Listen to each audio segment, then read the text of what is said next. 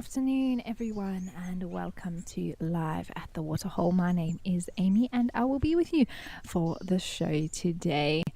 We are starting off here in the beautiful Victoria Falls Safari Lodge in Zimbabwe and doing some birding. It looks like some marabou storks, the larger birds there on the left-hand side, as well as a white-backed vulture that's in the middle of the screen. Now remember everyone that this is of course a live and interactive show, so please do send through your comments and questions to me. I would love to hear from you. We can chat away. You can do so on the Wild Earth app or the website. Otherwise, you can use @FC in the YouTube chat stream if you want those questions and comments to come directly to me. Or you can join the conversation on X using the hashtag WildEarth.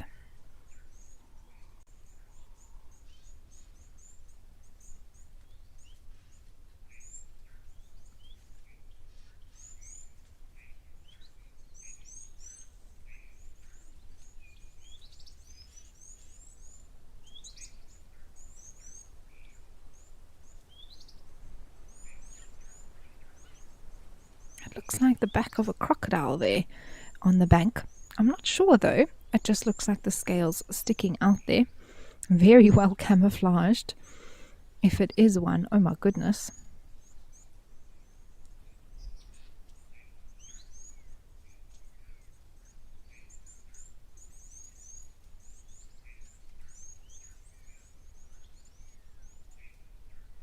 And there was also an African jacana that was on the right hand side of the screen. It's just moved off, but what a beautiful bird that is, and a fascinating one at that.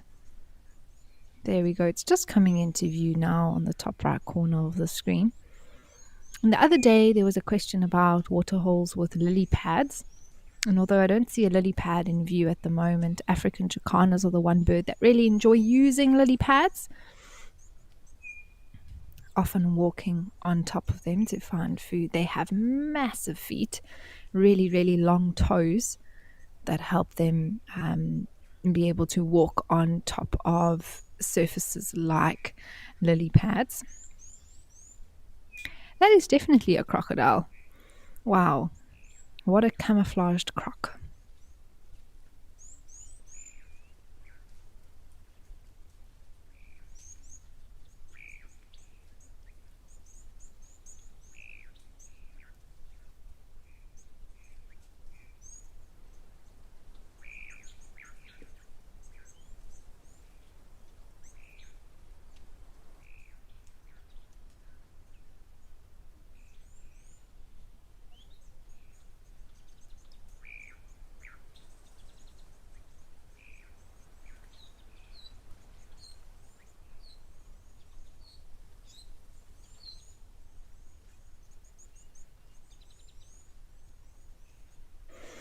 Jacanas are a fascinating bird, one of the few species where the male does all the raising of the chicks, and basically the females are polyandrous, so we've got a female who'll mate with multiple males and lay her chicks and plays no parenting responsibility, which is quite fascinating.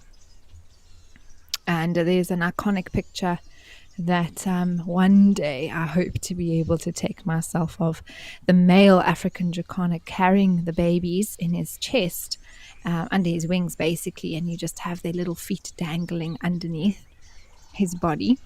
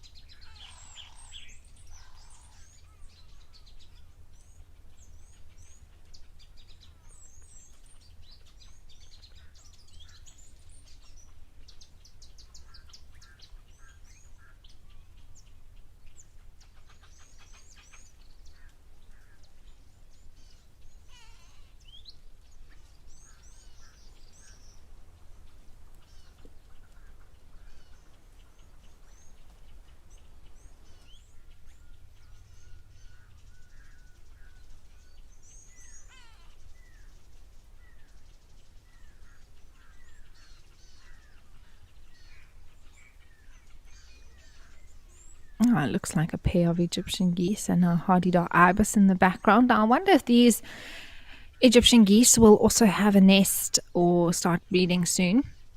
Maybe sooner rather than later, we'll see them with a few little chickies following them around.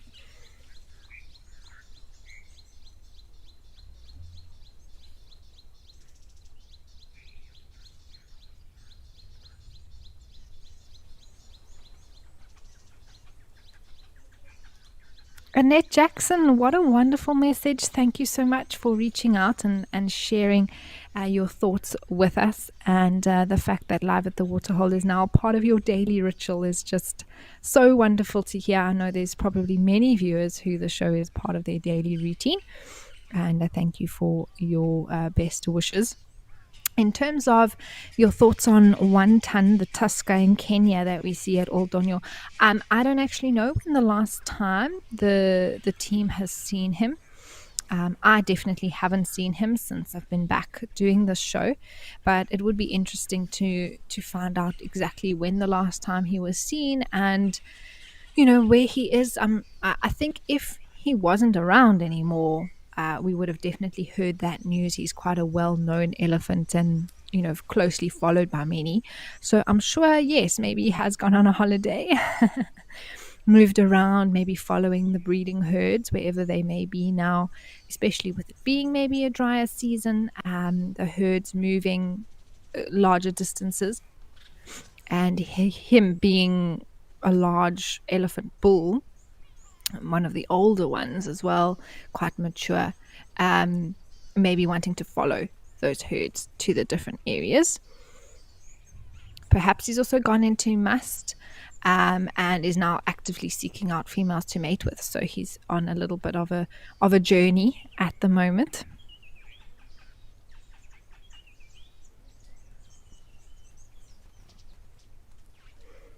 Laura, thank you for sharing your thoughts with us. I do apologize if I pronounce any of these names wrong, but you spent much time in Dete in Wangi National Park in the 90s up to 2001, and you miss it, and this reminds you of that time. Well, I'm so glad we could bring back what hopefully is very fond memories for you, Laura.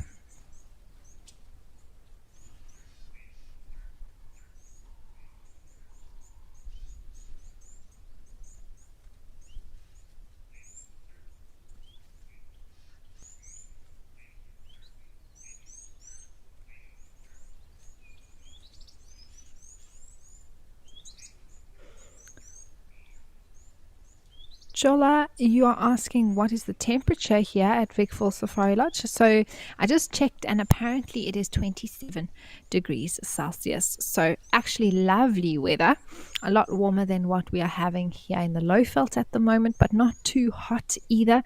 27 is a wonderful temperature.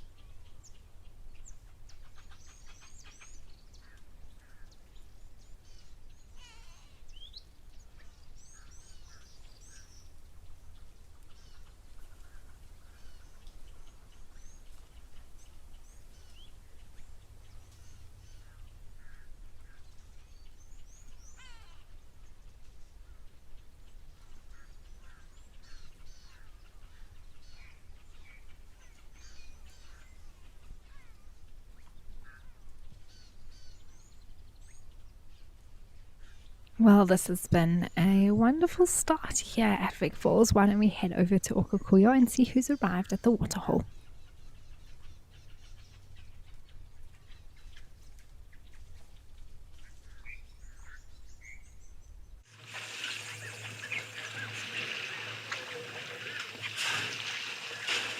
Oh, hooray! This is wonderful. I'm so happy to see a whole herd of elephants here at Okakuyo.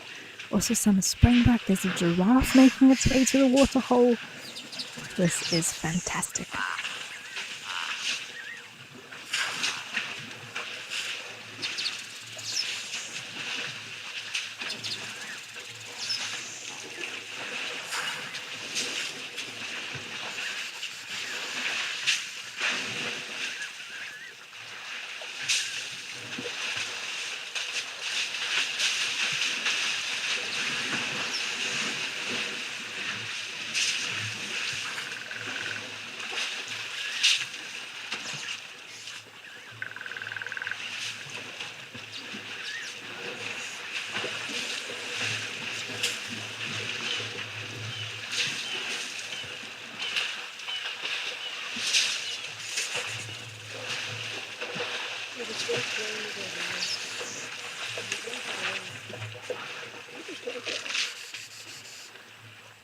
Hopefully we get them have a bit of a pool party, which already I see might be starting there.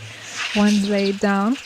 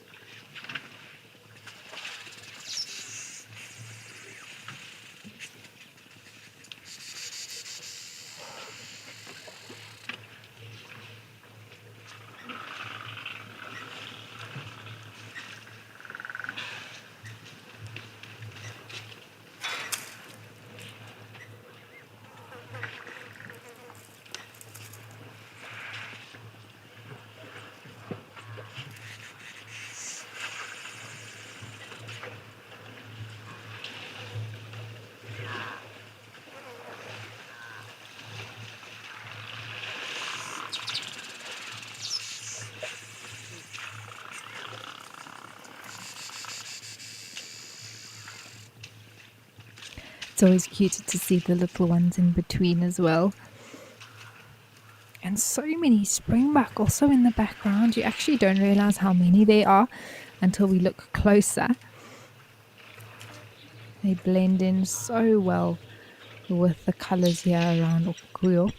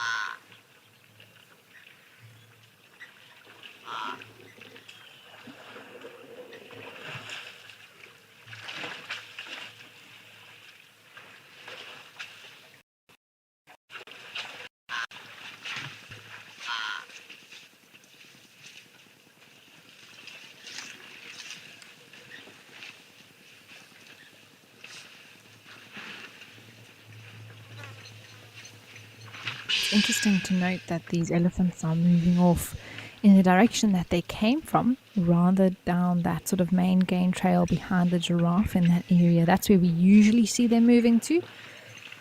I don't know, maybe they're going to make their way around the waterhole still.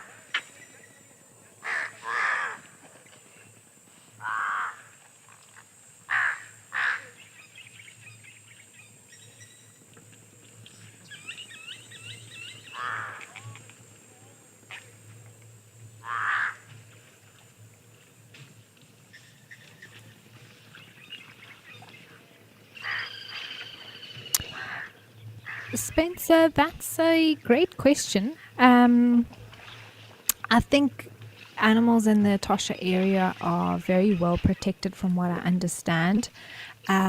Especially the fact that, I'm going off the fact that they also have many rhinos here, especially black rhinos that we see on the show. Even they come here, the reserve is very comfortable with that being shown.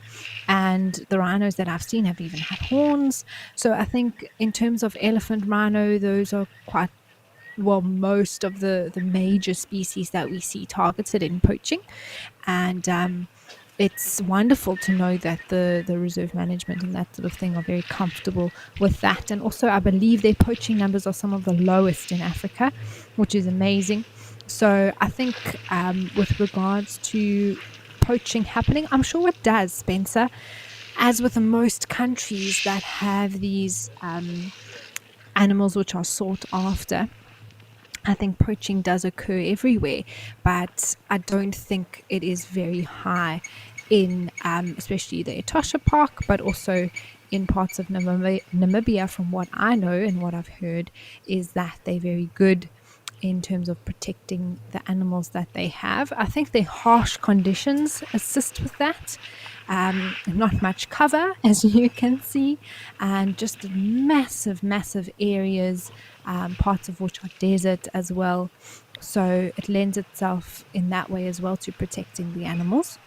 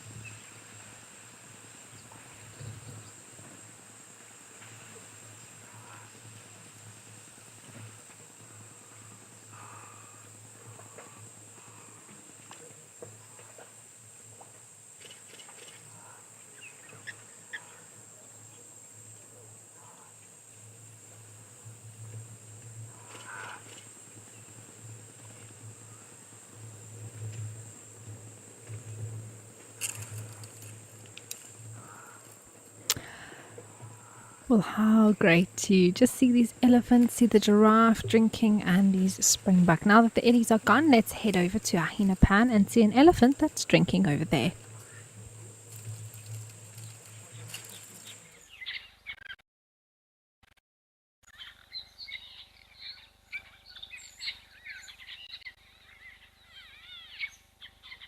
I'm just loving spending more and more time in this location that is called Hyena Pan. It's so unique, so beautiful.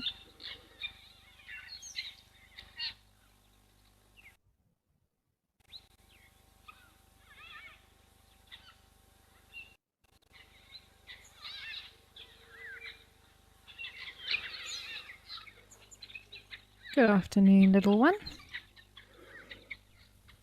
Bit of a young bull here moving past us now. Of course, heading towards the trough where these elephants love to come get some fresh, clean water from.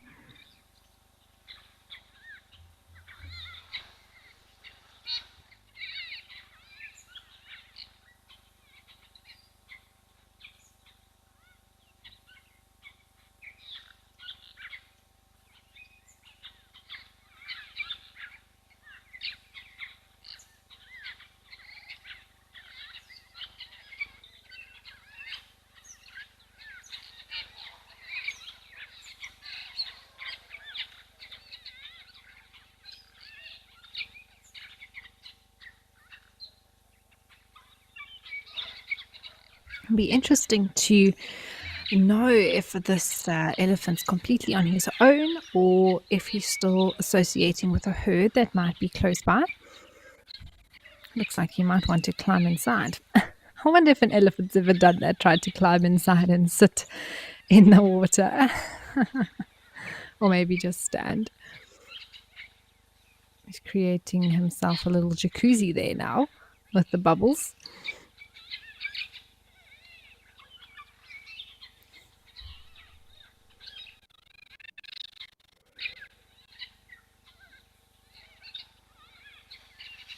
A bull of his size could be apart from the herd already. He's sort of that borderline age.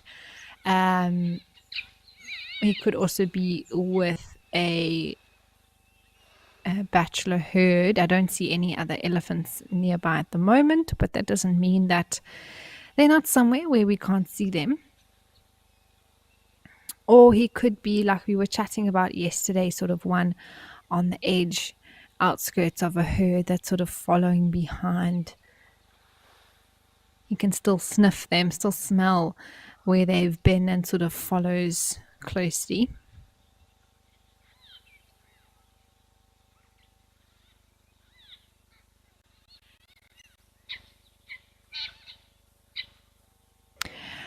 Grant, you want to know why tusk poaching, i.e., elephant poaching, is a bigger issue in some areas of Africa more than other areas? So, Grant, that all depends. There's a few factors. One, of course, I think primarily being the elephants that are available and the quality of the tusks thereof. So, in sort of the northern central parts of Africa, certain countries over there have incredible elephants with massive tusks, known as tuskers. Not necessarily great tuskers, but big enough tusks to warrant the poaching of an elephant.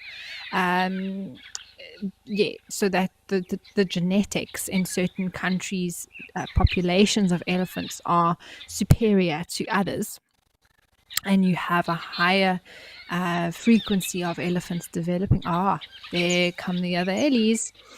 Higher frequency of elephants actually developing those sought after tusks, because if you're going to go through the effort to poach and run that risk of your life, because of course you can be shot, and not only shot but arrested, put into jail, all of the risks that one runs with doing an illegal operation, you might as well try and do it for an elephant that will give you a lot of ivory at the end of the day. And so, Grant, what then happens is that's why certain parts of Africa are targeted more than others. So the amount of elephants with quality tusks, and then comes the anti-poaching side of things, the actual level of security control around reserves or areas where they're not only elephants, like we mentioned, rhinos, for example, as well. And the one benefits from the other because it's anti-poaching no matter what poaching they're doing. Another massive poaching victim are pangolins. In fact, it's the most highly trafficked animal in the world for their scales, which are also keratin based, just like rhino horn, and believed for much cultural significance, medicinal value, which is yet to be proven, but believed to be in the eastern parts of the world.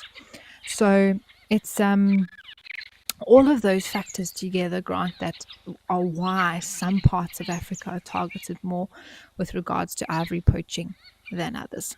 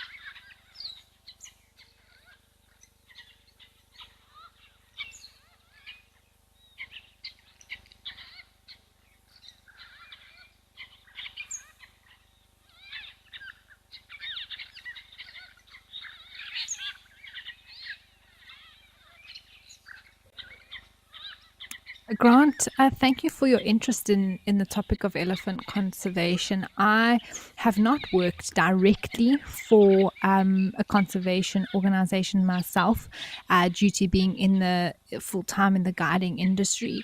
But what I can say is that I do know of some incredible elephant conservation organizations, and depending where you are based, if you are in South Africa, there's an organization called Elephants Alive, which do some incredible work with not only protection of elephants but also research, understanding them better.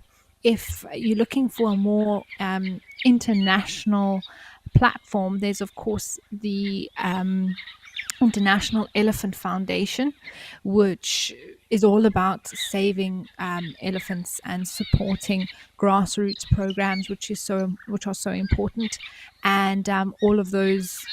And there can also be direct donations towards elephant conservation directly throughout the world, not necessarily only in Africa. It's for Africa and Asian elephants. But yeah, it's incredible to know that there's so many groups that are together. Elephants Without Borders is another one. Um, I mean, the Elephant Foundation. So there are quite a few, but for me personally, I know the work that Elephants Alive do is really amazing, and one which I support very much so.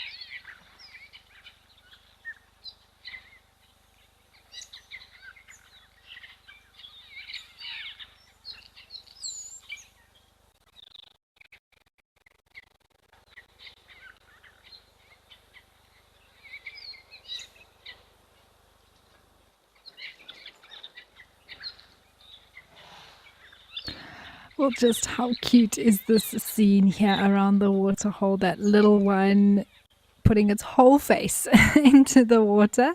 I mean, why use your trunk when you can just drink with your mouth? It was the perfect height for that little one to come and drink. And I'm so glad that the rest of the herd arrived. I had a feeling they might still be coming, and that young bull was just ahead of them. And you could see that separation. So even though the herd was still coming, he was a little bit separated from them. And I'm sure they might move off together now, but slowly but surely that distance will increase over time.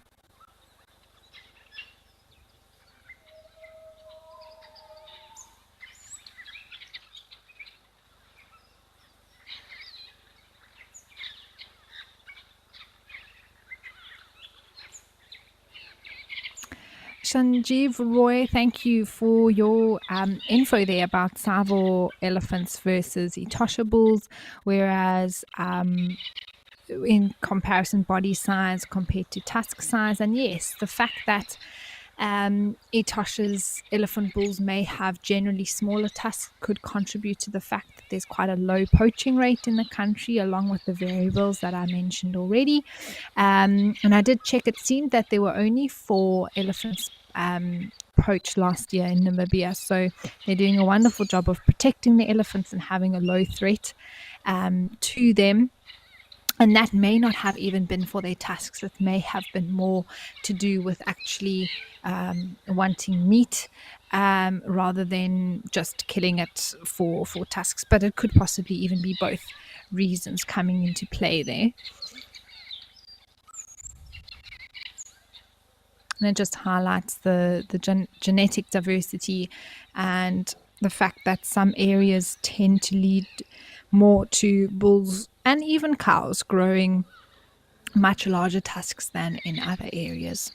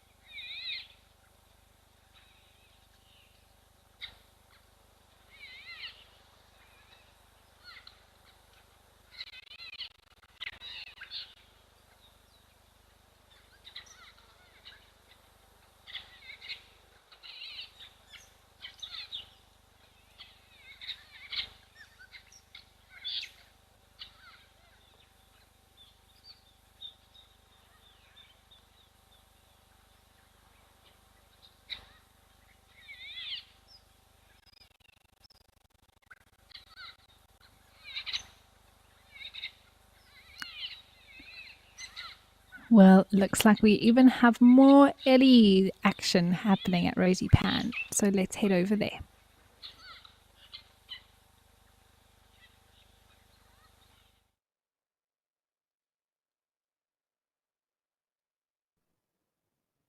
Always wonderful to see more elephants and see them enjoying a cool drink this afternoon.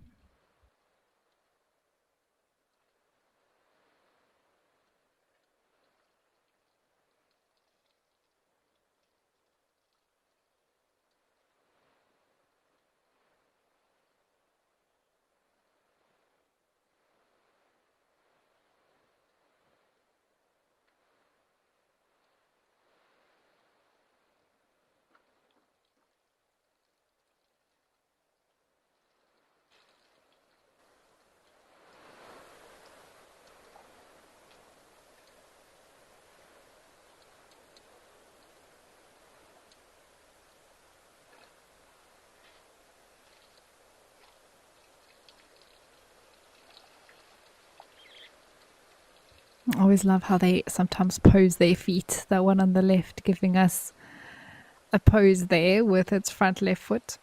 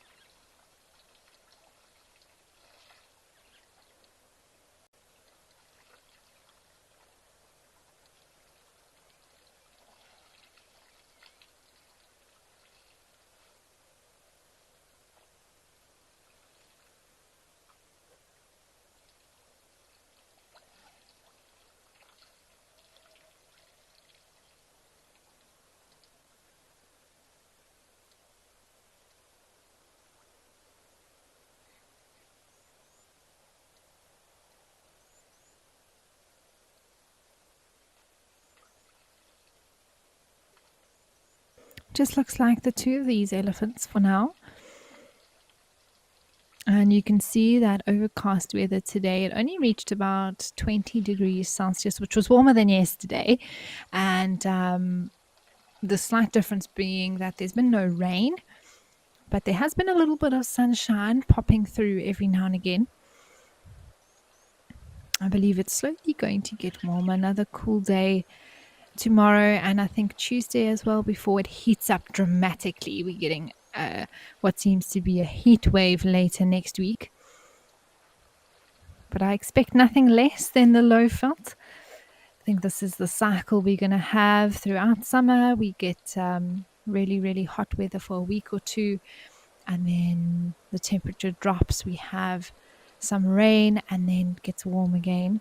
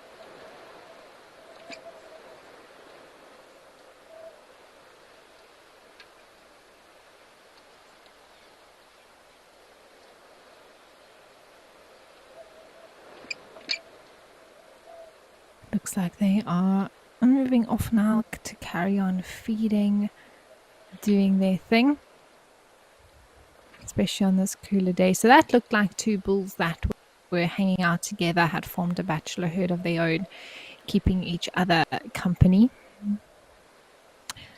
Spice, hello, good to hear from you. You want to know if I know of any any experts that work with elephants in South Africa. So the name that comes to mind immediately is Dr. Michelle Henley, who's the founder and sort of director and main researcher at Elephants Alive. She's an incredible woman. She was voted one of the most inspiring women in South Africa in 2017, which is amazing. And she's been studying elephants for 25 years. In South Africa specifically, I'm speaking of course, in terms of a greater Africa, we could mention many doctors and scientific behavioral experts and things like that. Oh, there's a red-billed hornbill looking for something to snack on now.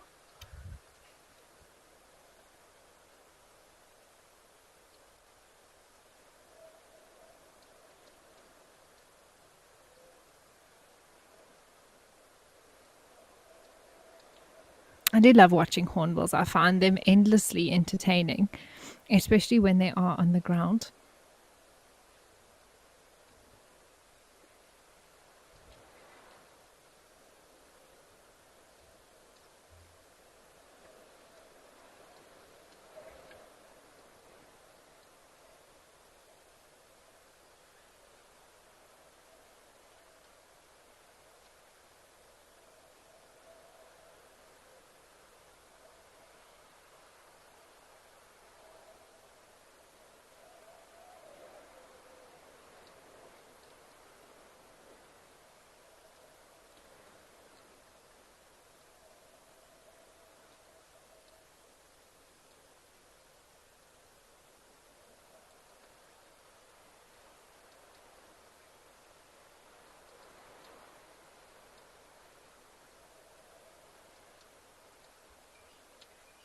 And Rosie's Pan is a place where we often find lots of little things. I mean, I know with it being a bit drier and that sort of thing, we haven't spent too much time here doing some birding, but it was often a spot where we see little bird parties coming down for a drink, especially blue waxbills, firefinches, golden-breasted buntings, lots of starlings. But it's not too hot today either, so things like birds won't find it mandatory to come down for a drink. They also need so little moisture to survive, specifically the smaller birds. So when it's rained, they might find that moisture from the food that they're eating, or being able to get that from leaves or things, that little droplets that they might be able to find along the way.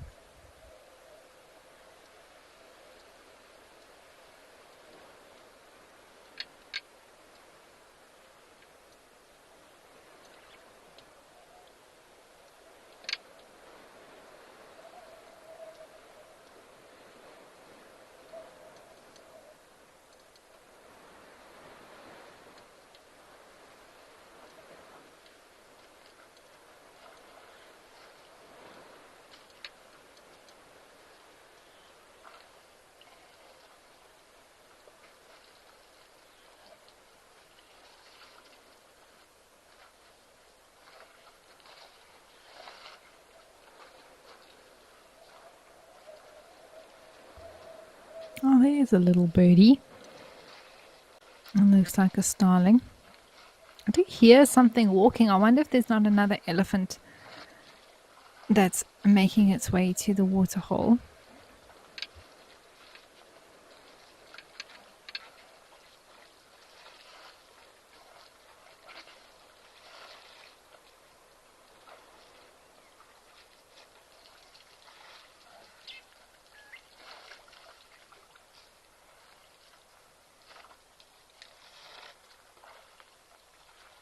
Ah, I thought I heard something. There was definitely some sort of movement and water splashing. There's the rest of the herd. So again, those two young boys actually being ahead of the breeding herd.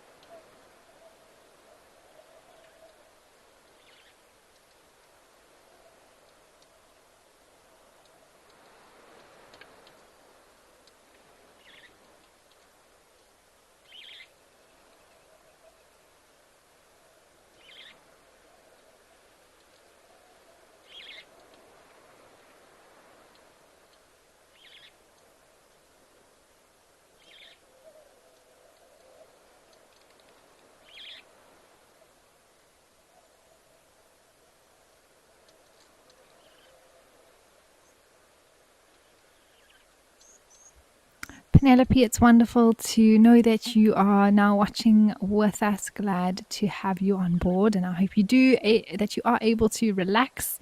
It's been such an elephant-filled day already. I wasn't sure what we were going to see today with the weather being what it is in this part of South Africa, but fortunately, we have a variety of waterholes to choose from.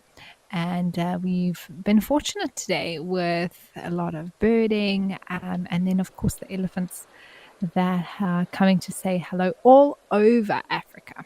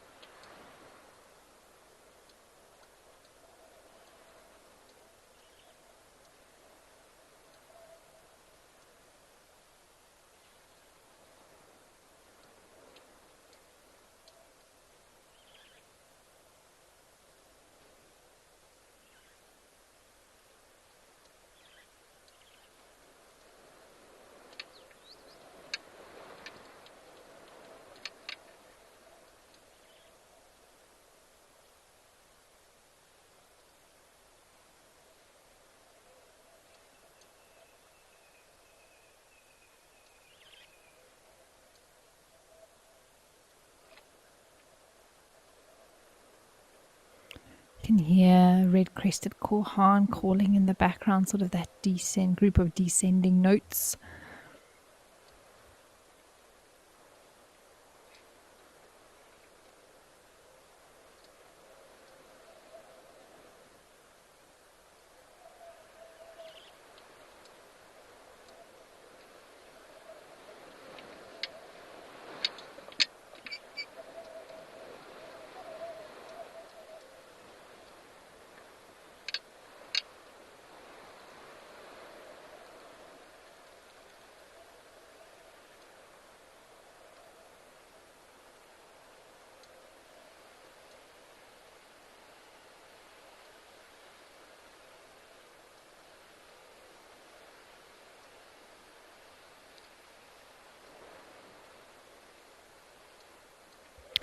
Well, now that these eddies have moved off here at Rosie's pan, let's head over to Tao and see what's happening over there.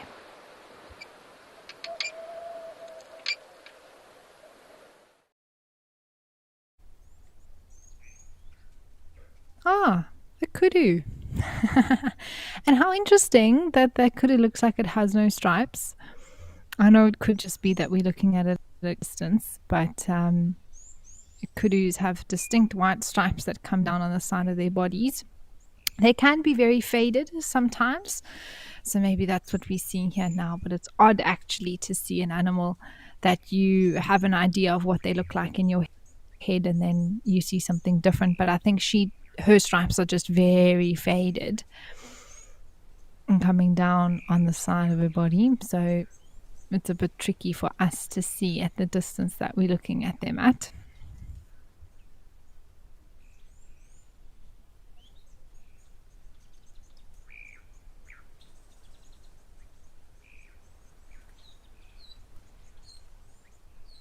And here we have, there's another kudu joining, and we have water back here as well. Tao is always such a great place to spend some time on these waterhole days. There you can actually see her white stripes quite clearly there, one on her rump and then one coming down her side, a little bit more prominent.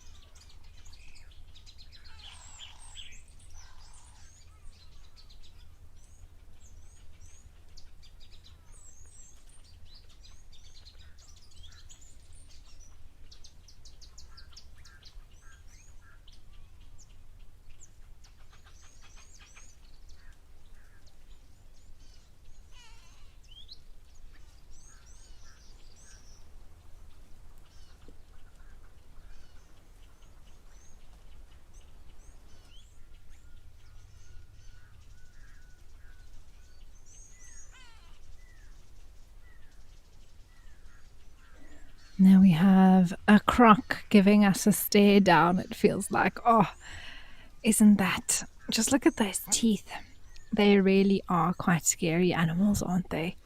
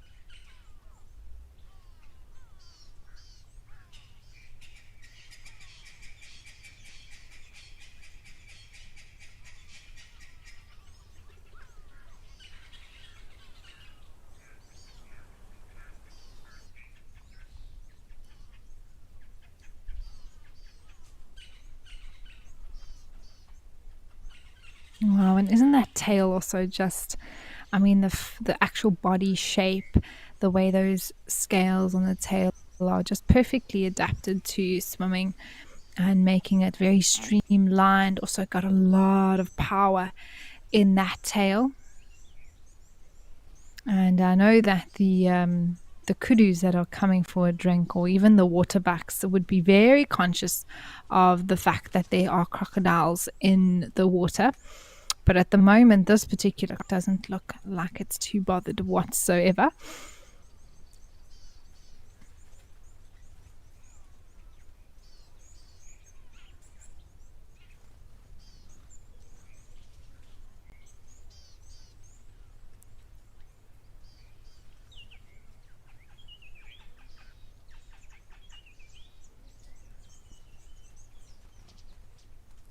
In fact, I don't know if it's had a meal recently, but it looks like it's had a good Sunday lunch. Very, very big belly lying there.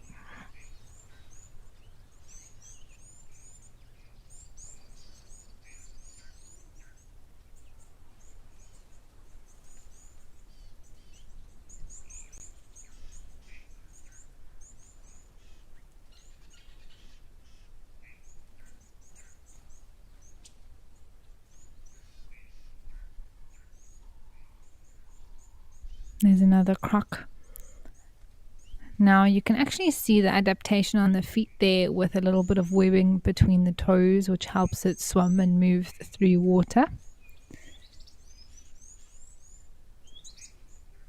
Oh, well, it sounds like Oldonio is quite busy, so why don't we head up to that waterhole and check out what's happening over there.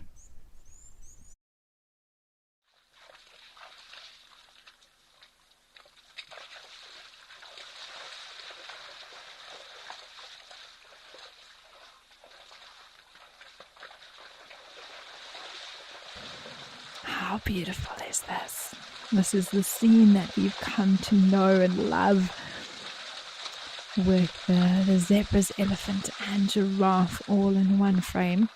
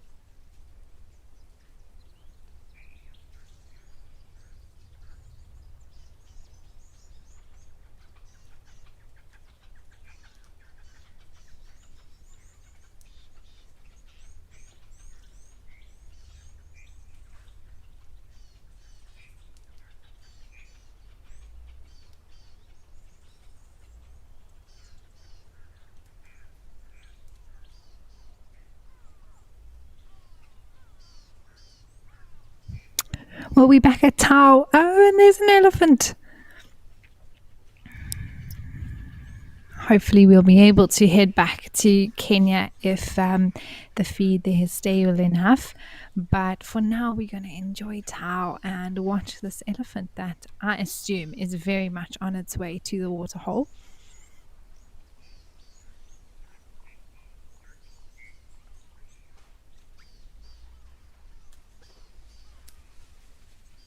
It's amazing how these animals really do seem to appear from nowhere.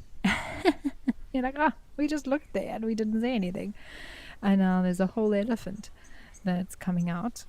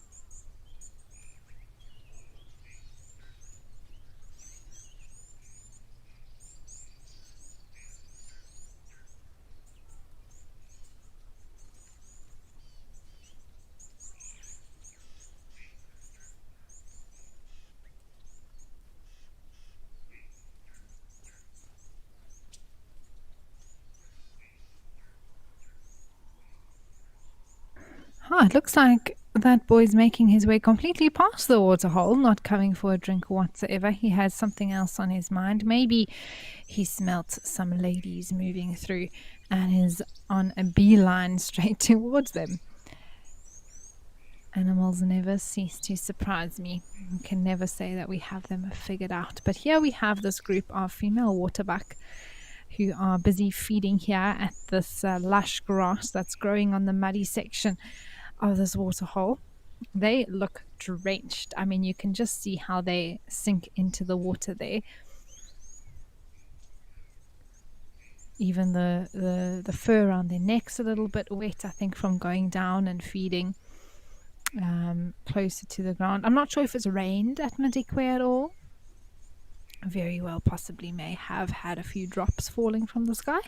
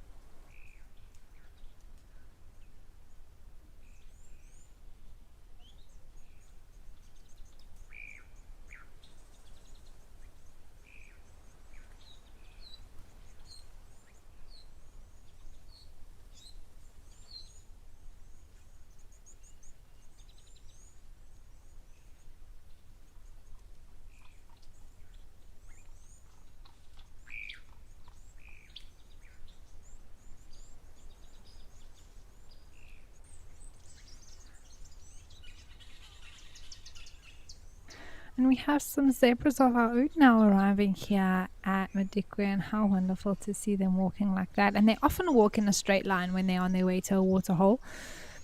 When you see zebras out in the bush and they're on a mission, sort of walking one behind the other on a clear game trail, it's often that they're heading to water. if they're sort of standing all around, not really moving too much, just feeding generally, then they have not on a mission whatsoever. They're just enjoying where they are. And I remember often on drive, we would see a group of zebra that were walking like this, and we would like, they're on the way to that waterhole. And then we'd loop around with my guests, and we'd actually wait there, sometimes even set up for a coffee or a sundown or something like that. And the zebras would arrive. And often it wouldn't only be zebras, we would see things like elephants as well coming down at that time of day. So it's lovely to be able to sometimes anticipate animals' movements.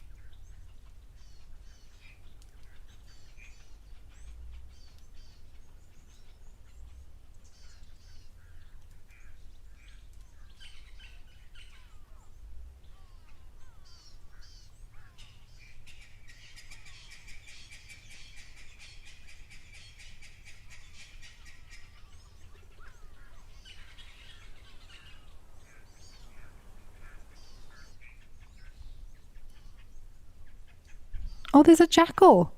Whoa. Sorry, that was very unexpected to see all of a sudden. The zebras also, I think, got a bit of a fright.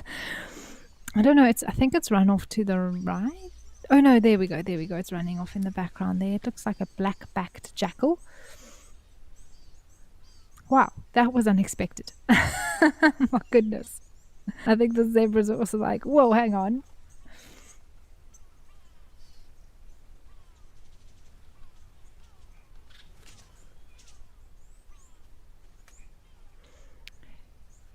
Didio is directing the show today, and she says that black-backed jackals have the best tails in the bush. I wonder if you all at home agree. What do you think has the best tail in the bush?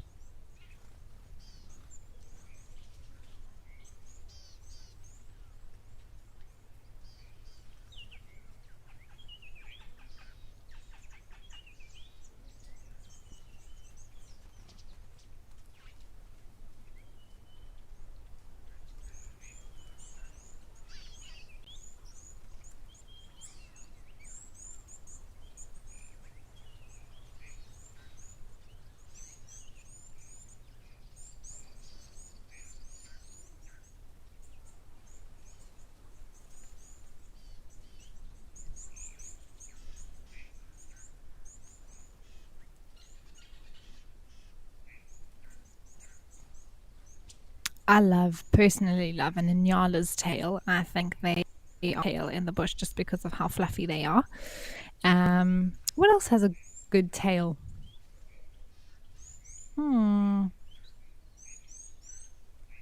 jackal's one is very cool because of the colors. A wild dog's tail can also be quite beautiful depending on the coloration. Often they have a beautiful white tip to them.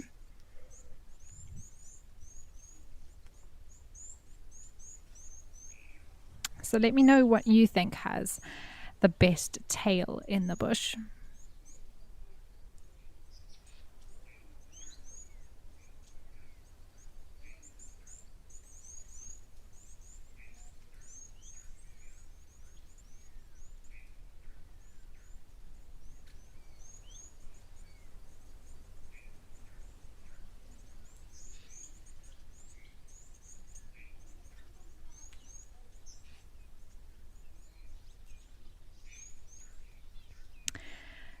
I'll wait to hear for some of your answers, but we can chat a little bit about this black-backed jackal while we discuss the best tails in the bush. It's interesting. It looked like it went for something there. I don't know if there was a bone or maybe it smelt a little piece of something that was still on the ground. But jackals can be scavengers, but they can also very much hunt on their own accord. So they're more than capable to do that themselves. And grey heron just landed in front of it there.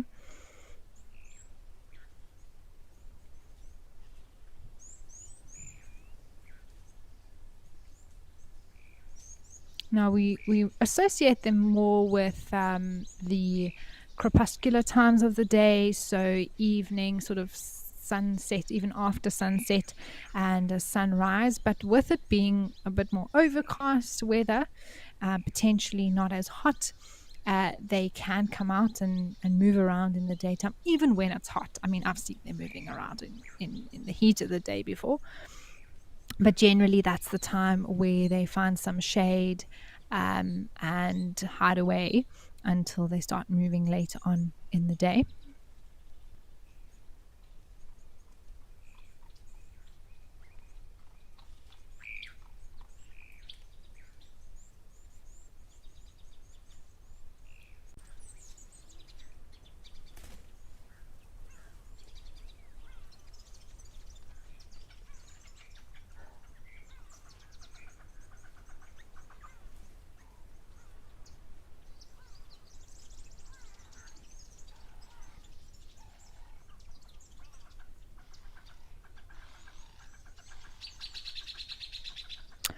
Joanne Mello, lovely to hear from you. Thank you for letting me know. You say that you like a snow leopard's tail personally, but in Africa it is the cheetah. So yes, I mean, I've watched some of that super rare footage that that has been shared in the world of snow leopards. They do have beautiful tails. Their whole bodies are quite fascinating to see, to be honest. But yeah, in Africa, I can completely agree with you with the cheetah having a beautiful tail. Here we have some spurfowls, and the tail spurfowl and Swanson spurfowl pecking around here that we're looking at. Penelope, you say a pin-tailed wider. That is actually a great answer. I mean, yeah, why not include birds? Absolutely. We can include birds for sure. I think if we're going the birding route, one of the most impressive tails is the long-tailed widow bird, which is just unbelievable that a bird can grow such a long tail and still be able to fly with it. It's quite spectacular. Marula Shortcake, you say brown hyena. Okay, wonderful. Nina Brown, you say hippo. It might be an unpopular opinion, but they are so comical, tiny compared to the rest of their body. Nina, yes, I completely agree with you. I think hippos are such comical animals, and their tails are actually really oddly shaped, so that it comes down like a normal tail, let me say, sort of round, and then it almost flattens towards the end of it in the complete opposite direction, and that's to help sort of flick that dung really well, especially in the water. I feel like it helps it do that very well. But everything about a hippo is odd, isn't it? The size of the tail, the size of the ears, so tiny in comparison to the rest of its head. And then also its little legs. I think its legs are very, very small and oddly shaped.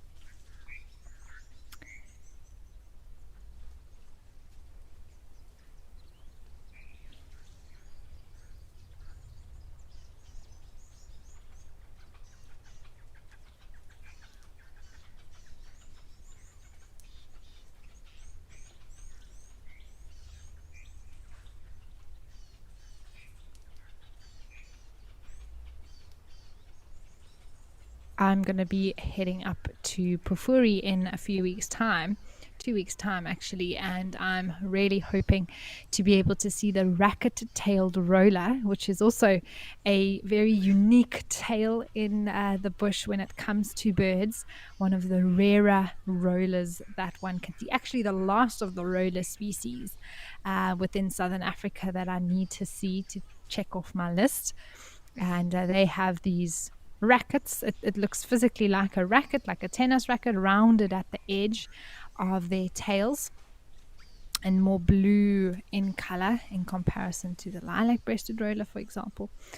So that's what I'm one of the tailed animals that I'm hoping to see.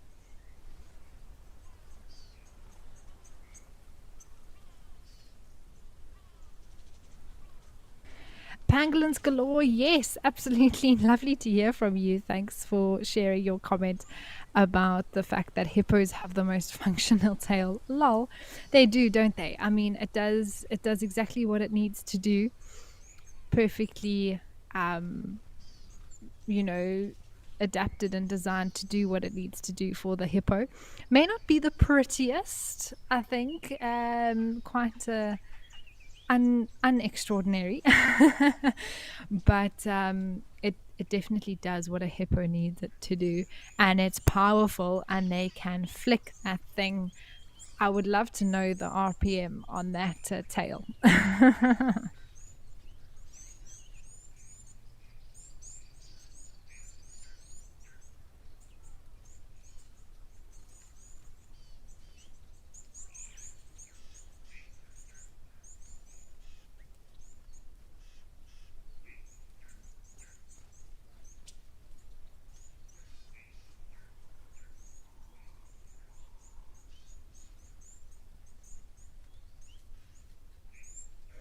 And then, of course, I mean, a leopard's tail is just beautiful, isn't it? And one thing I love about a leopard's tail, of course, it's gorgeous, being part of the leopard with the sort of spots and the golden color, but is that very white tip of it.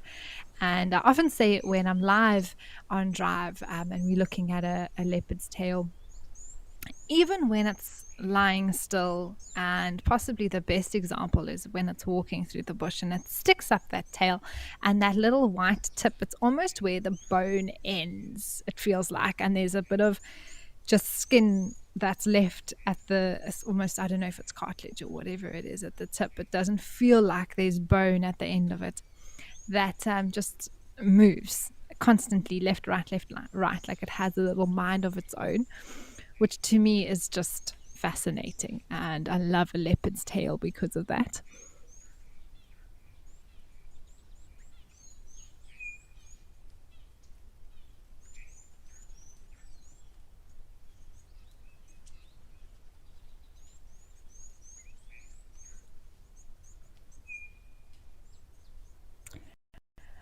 Okay, let's head over to Victoria Falls, where some elephants have joined the birds.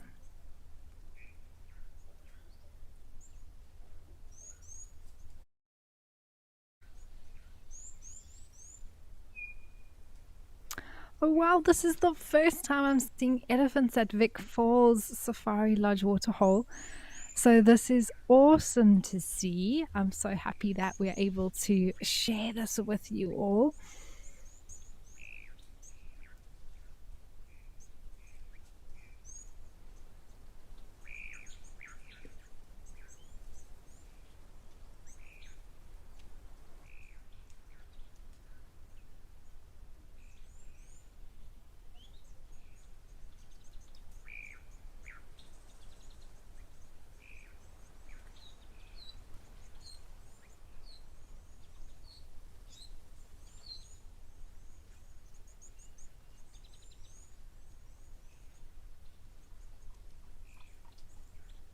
And there are some sacred ibises there, the black and white birds with the long black beaks. Looks like a great egret as well, that's on top of the stump there. But how cool to see these elephants. I always love meeting new elephants, and like I say, the first time seeing them here at this waterhole, so what a treat to add onto our amazing show this afternoon.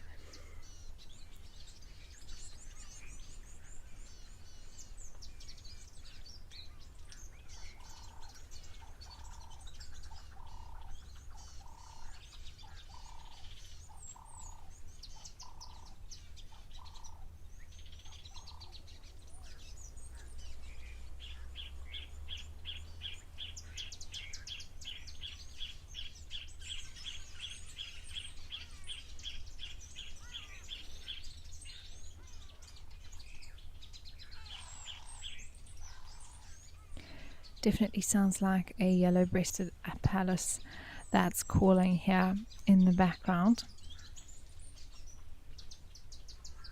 Wow, all of a sudden this waterhole's just come alive. So much happening.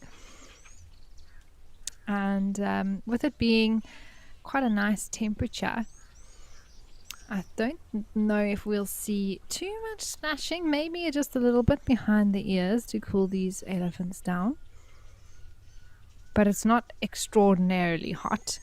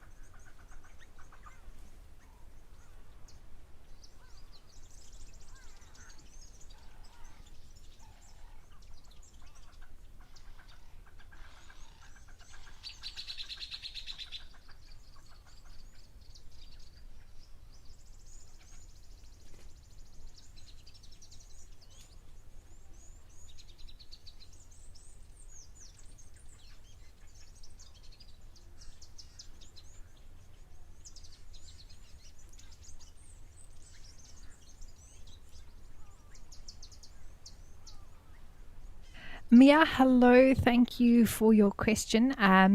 Yeah, I think absolutely part of an elephant's home range includes the resources that it needs, and that might include many waterholes. The area which they walk in can be massive, hundreds of kilometers or maybe 80 to 100 kilometers big, sometimes smaller than that, depending on the density of resources. It also changes depending on the time of year.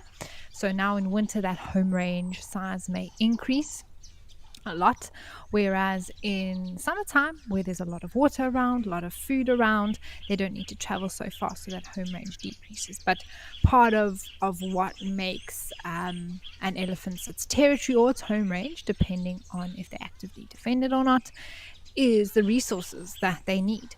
And so with elephants, it's a lot less strict because they don't defend areas. They move freely without worrying about this being another elephant's home. They share amongst themselves. So they don't have to worry about that. But Mia definitely will include the likes of water holes or sources of water that may change seasonally, but that is what the matriarch actually keeps track of. And she knows in certain times where she can rely on finding water or where she's found water in the past, which is amazing.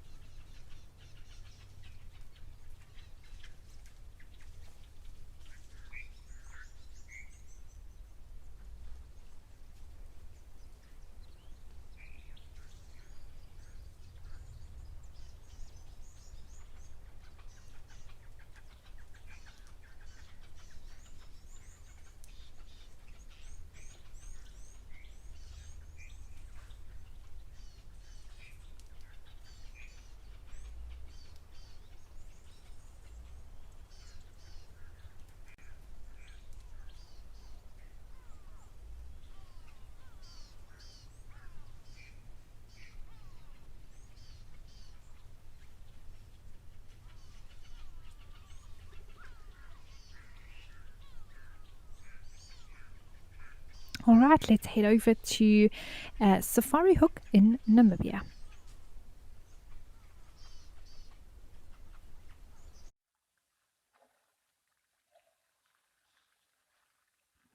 Wow, incredible. This is a new location for me to visit. So, this is very exciting. And we have some big, it looks like some big ellie bulls that have come down for a drink and a splash.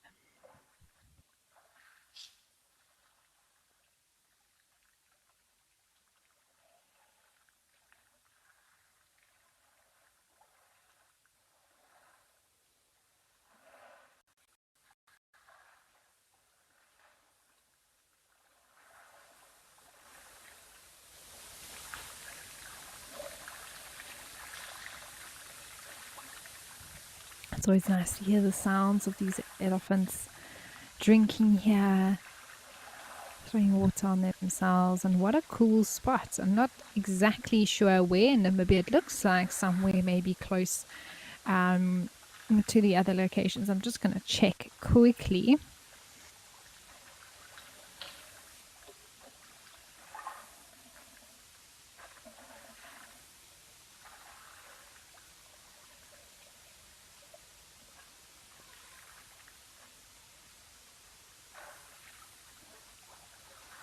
Yep, so also in the Etosha area, I could just see by the color of the soil, very similar landscape.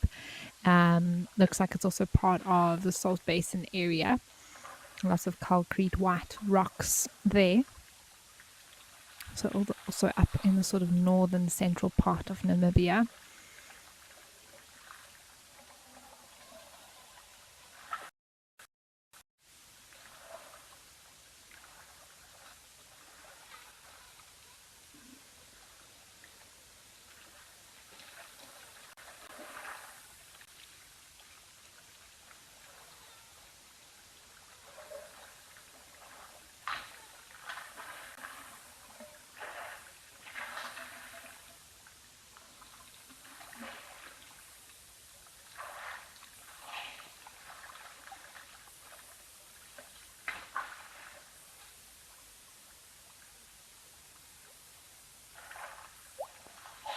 Looks like there's a springbuck there walking in the distance. So it'll be fascinating to see over time what else we can see at this waterhole.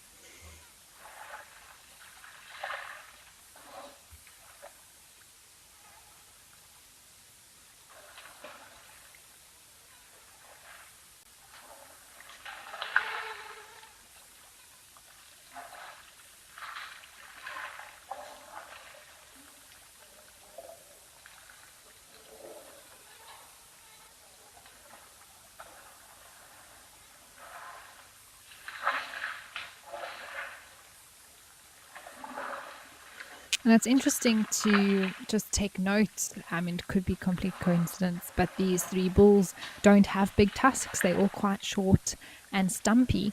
And that speaks to what we were talking about earlier with different areas having bulls with different tusk lengths and thickness, and why poaching is more prevalent in certain areas than others.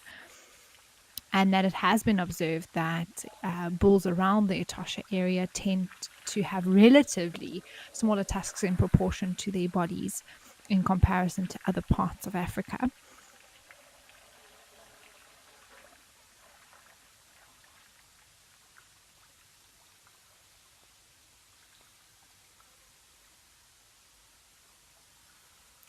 Could also be in part of that is that they have to use their tusks a lot more in these drier habitats to be able to dig for roots and be able to get the nutrition that they need. So they could break, and sort of over time their tusks are just smaller, and they're not able to grow out, especially, tuskers. Elephants really only get their massive huge tusks at the end of their lives, in the last sort of 10 to 20 years of their life, where they've sort of grown, their bones are at full capacity, and now that extra calcium can be deposited into the tusks. And so we get these massive tuskers that become tuskers later in their life, sort of 40 years plus. And it's interesting to think that that's not something commonly seen, perhaps, in Namibia, because of the drier habitat, because they have to use their tusks a lot more. Therefore, they don't have the chance to get longer. It's an interesting theory that, just as I'm speaking and thinking about it, could be a possibility.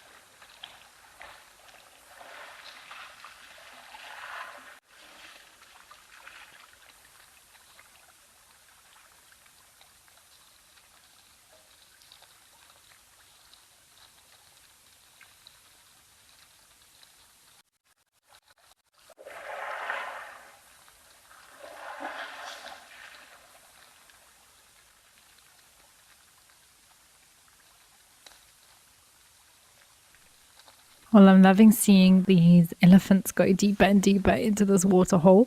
There was also be a black stork around somewhere on the left that was moving towards that bigger elephant bull. And actually, I just checked the distribution. Quite rare to see a black stork.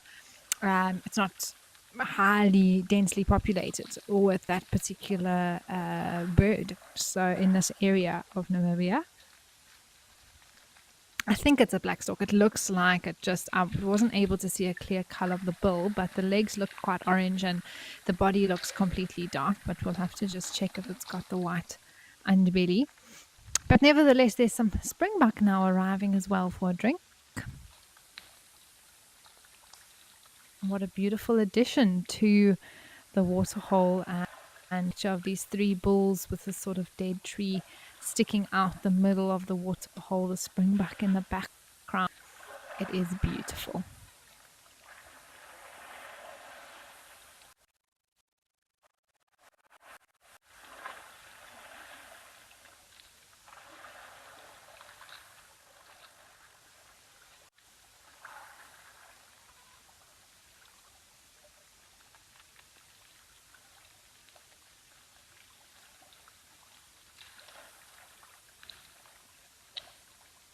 Yeah, it looks like a black stork now that I see the white under the belly, and the red on the bill,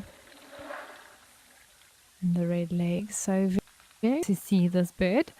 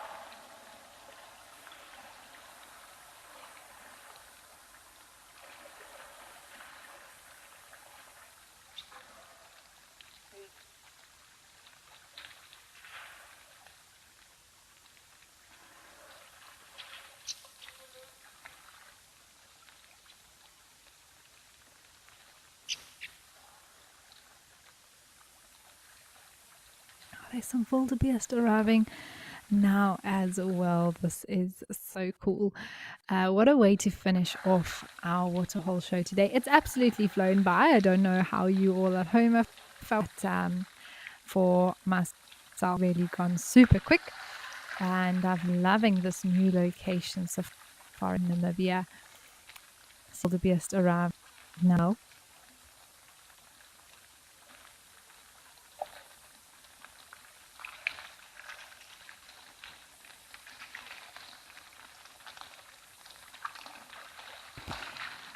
But thank you so much to all of you at home for us today. It was wonderful to have you all on board and to chat some interesting topics about elephants and their content as well, which is always cool to chat about. Thank you for engaging and asking about that. And yes, I do wish you all a pleasant evening or day ahead, depending where you are watching us from. And the best news of all is that we get to do it all again tomorrow. So I'll be back with you again for the show, same time, same place, 12:30 to 2:30 Central African time.